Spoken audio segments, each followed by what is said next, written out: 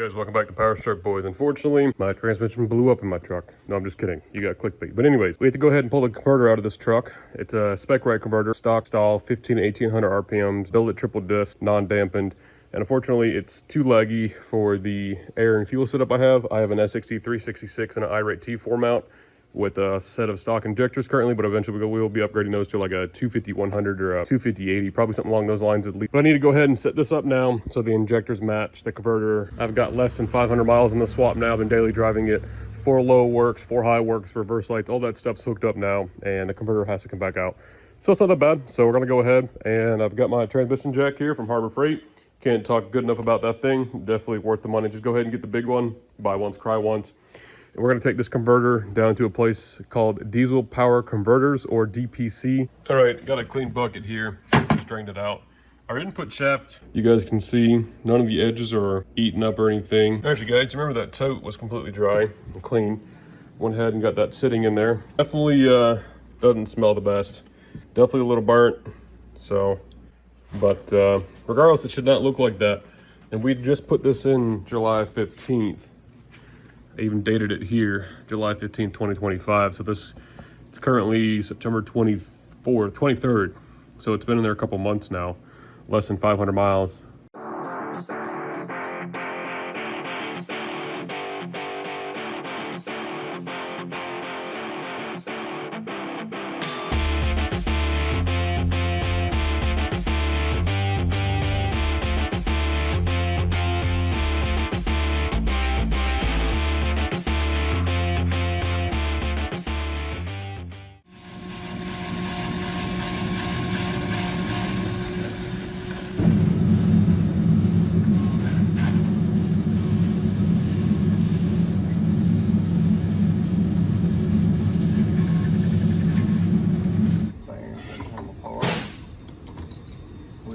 Ain't gonna affect the operation, but it does not look like they put any bearing in it. Only clutch is fine. ATS core. ATS core. How do you tell by that? The clutches. See how they're square tab design? Mm-hmm. All our stuff is round. Oh, okay. That's ATS. So that's clutch. what I mentioned earlier, but I had it backwards. Okay. That is a Suncoast clutch. They use a trapezoid. But everybody in the industry normally uses a round type clutch other than ATS and Suncoast. You know, I even called ATS, and I sent them pictures when I was originally trying to track down the builder of this. Either A, your converter is either A, dragging, or B, it's not locking up. You see how burnt that clutch is. Causing drag still, yeah.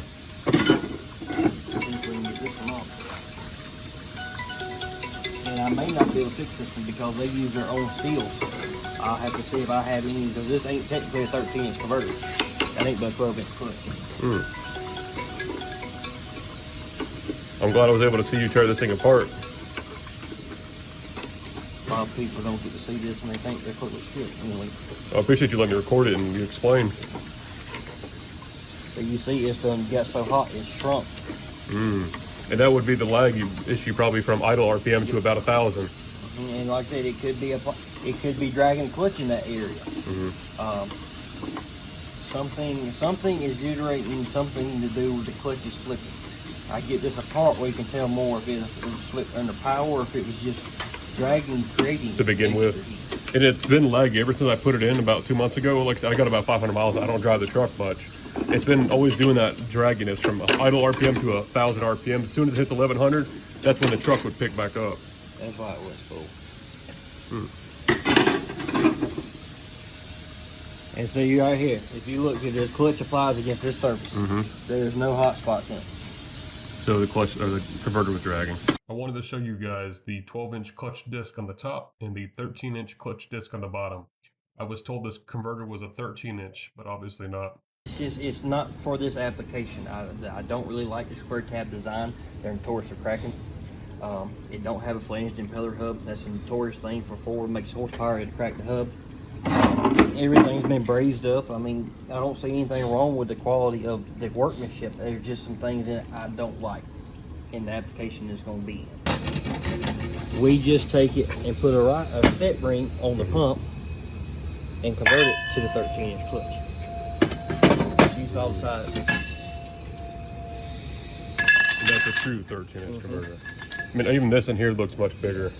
And like I said, it still uses a 12-inch fluid coupling, but it's got 13-inch clutching. That way everything fits in the bell house. You don't have to worry about clearance issues. The core issues, we're using the same core that come out of it, so your stall speeds are going to intertwine and everything else. But that is pretty much one we built that got damaged in shipping. So that's all a dampener is. It just springs like a clutch. And two, that dampener is only good at so many foot pounds. I don't know exactly on these. I'm pretty certain the clutch will give up before the dampener will. That's why I don't really have an accurate number. But a 47, 48, like in a 48 or 68 unit we built, is good to 1,400 foot-pounds torque. It don't take a lot in a diesel application to get to 40. If you guys want to give a thank you to DPC for tearing my converter open, showing us the problems and the issues, and also giving us a shop tour. If you guys ever need a converter built for your truck, send it down to DPC Converters. Tell them Powerstroke Boys sent you. They'll get you hooked up. All right, let's get back to the garage. All right, you guys, so I had said in the beginning of the video I would explain the problem and what the issue is and where we're at currently. Since I recorded the footage going to DPC, having the technician cut the converter open, it's been about 3 weeks. I have contacted a lot of different transmission shops. I've been on the phone with SpecRite, and supposedly they're going to be rebuilding me another converter that's going to be a 12-inch converter, I believe. They're going to restyle it to 2,100 RPMs. Like I originally intended, but unfortunately, you know, when you originally intend things in the automotive world, sometimes they can go hectic like this or south pretty quickly. Now, what the issue was, from idle RPM to 1,000 RPMs with that converter, it was just very laggy, very tight. As soon as you would hit 1,100 RPMs, the whole truck would just launch like it just got a shot of nitrous. It would wake up. Now, that could be due to two things I originally thought. It could have been, number one, the stall in the converter. Maybe they did an extra low stall, even though I was assured, I even called SpecRite to verify that it was a stock stall, which usually in these trucks, stock application is 15 to 1,800 RPMs. Well, obviously I thought that wasn't the case. This thing's got to be like really, really low stall, like almost gasoline engine stall. That was one reason I had to take the converter out, was the stall was way too low. I thought possibly I just did a valve body. You guys know we did a full manual valve body from CRT transmissions.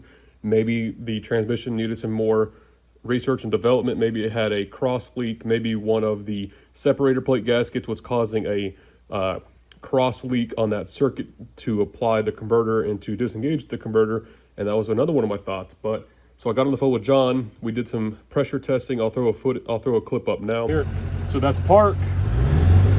So we're idling about 30-ish, 25 psi. That's neutral. All right.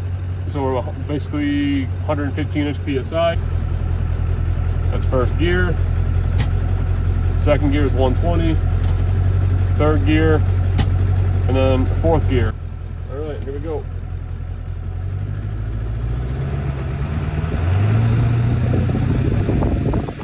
That's second gear now. Third gear still. There's fourth gear. I'll lock the converter, and you can hear how it lugs it. That's unlocked. We're fourth gear now. Just cruising along. That's third gear. Here's second. So it dropped the pressure and raised the pressure up, so I think that shift solenoid back had an internal leak. You guys see the line pressure was consistent. It would raise and lower depending on if you guys were in the throttle, out of the throttle. So line pressure wasn't an issue. And even John said, hey, I believe your valve body is fine. I believe the converter is way too tight. I talked to about 4 or 5 different transmission shops. Even talked to Wise Automotive, BTS, A1 of Georgia. I talked to a bunch of different transmission shops, even some local here to me. They all believed that the converter was way too tight to begin with. I even talked to Matt from Irate Diesel, and even he was like, hey man, your converter is way too tight, I personally think. I had 4 or 5 people backing up my original conclusion, converter stall was way too tight.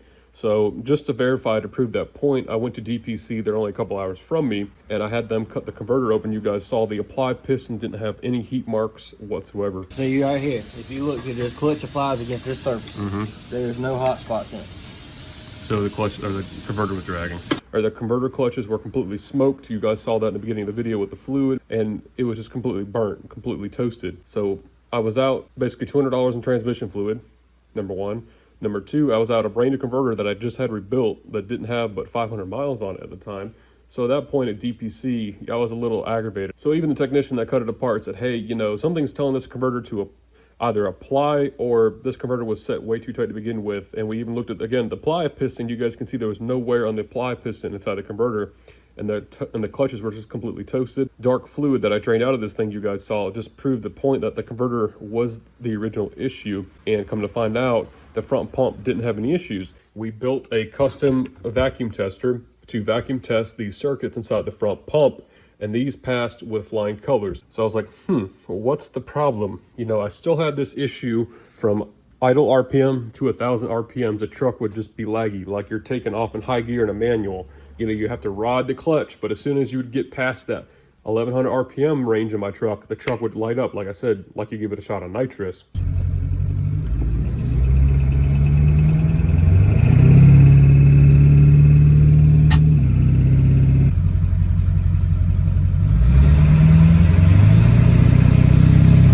And I was like, well, this converter's got to be way too tight. And when I had them cut it open at DPC, I realized that the converter wasn't the best of quality. There were some things that I was pointed out and made aware of that I compared and contrasted myself. And I was like, okay, yeah, I see the point that the technician was explaining at DPC.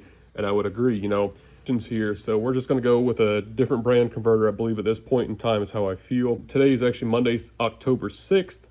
We actually have a truck show to go to at the end of this month, so that's why I need to get this together. We're actually going to Fitzgerald 4.0 truck show in Jamestown, Tennessee. I'll put some information on the screen now. If you guys missed the 3.0 show, over 20,000 people showed up, and the show is going to have a burnout contest, dyno, best in class of show, things like that. I'll be there all weekend. Angus, the 7.3 van, is going to be there with Mitch and Gavin. We're going to see if it can actually make more than 300 horsepower. Come on, Mitch.